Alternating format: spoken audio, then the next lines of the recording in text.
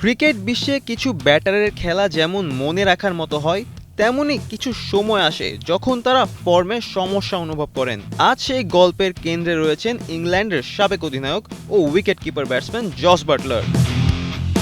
2026 সালের টি-20 বিশ্বকাপে বাটলারের ব্যাটে একদমই রান ছিল না।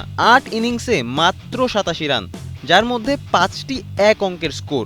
শেষ 4টি আইসিসি টুর্নামেন্টে তার কেবল একটি অর্ধশতক। ইন্ডিয়ার বিরুদ্ধে গুরুত্বপূর্ণ সেমিফাইনালেও জ্বলে উঠতে পারেনি বাটলার।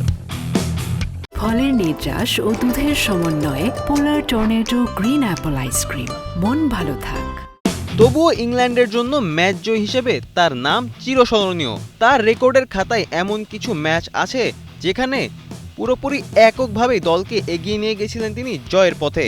বাটলারের ইসিবি কেন্দ্রীয় চুক্তি এখনও 1.5 বছর বাকি। তিনি আশা করছেন ভারতের বিপক্ষে আগামী 5টি টি-20 এবং 3টি ওয়ানডে সিরিজে তিনি দলের সঙ্গেই থাকবেন।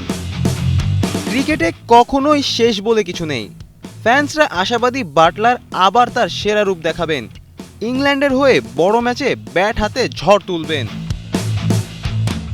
ফারদিন রেজা, কালের কণ্ঠ।